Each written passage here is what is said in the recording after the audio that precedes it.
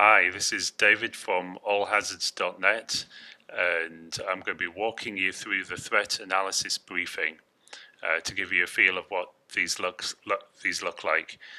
Today's November 7th, 2016, and this is the threat analysis briefing that was just released for today, which is valid for the upcoming week. The briefing's released every Monday, and subscribers to allhazards.net will get an email delivered to their inbox every Monday morning with the executive summary in it and a link where you can download this full briefing report.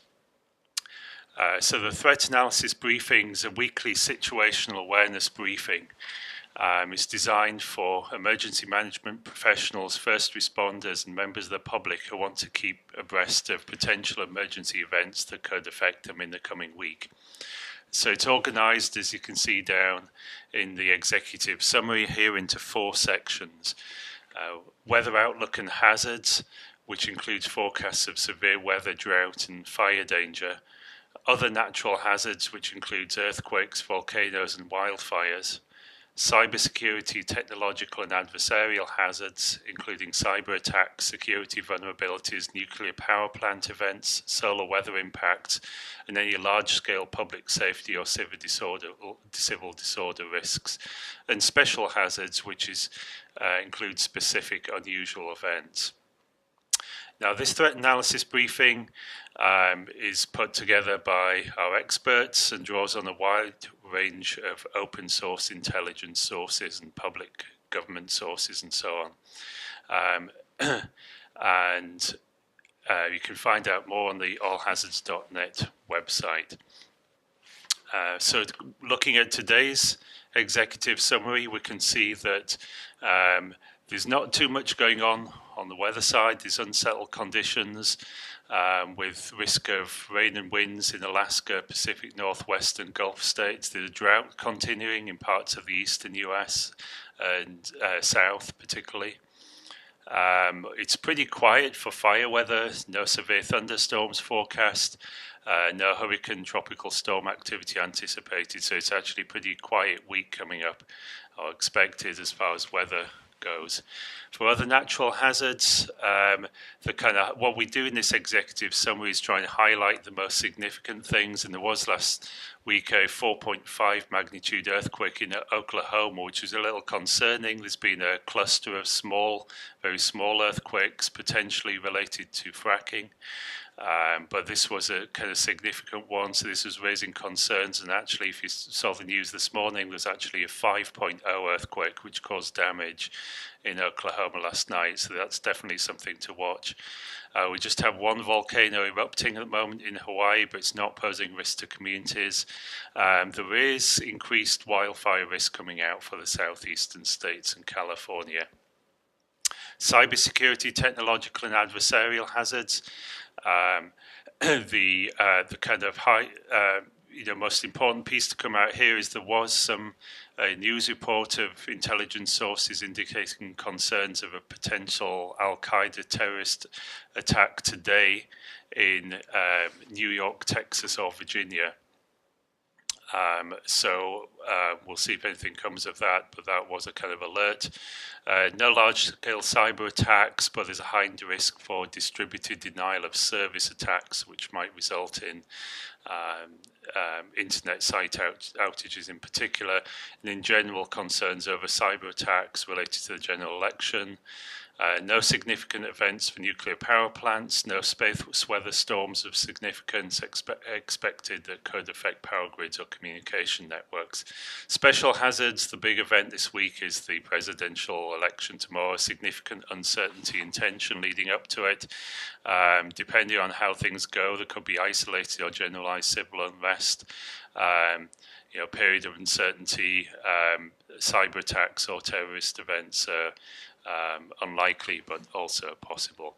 So this executive summary is just a 1-minute walkthrough. You can kind of see what the most significant hazards are likely to be across the US for the coming week.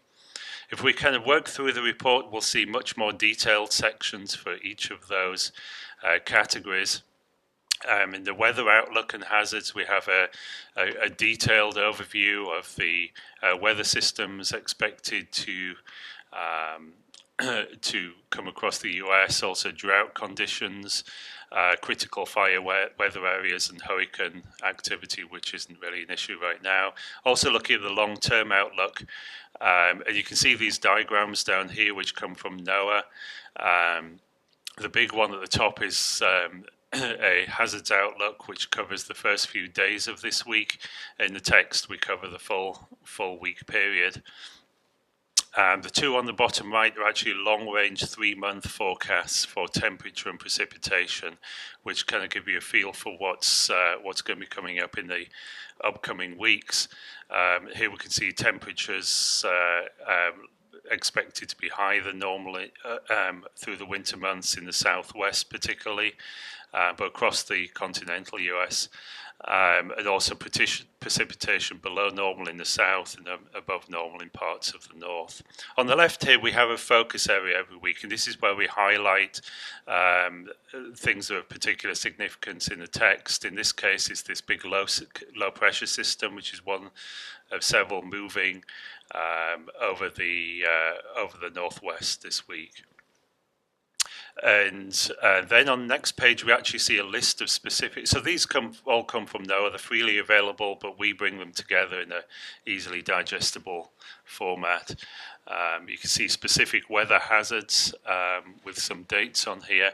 Important down here, in each of these major sections you'll see sources and more information. There are links to where you can actually drill down into, if you want to go further into some of this information.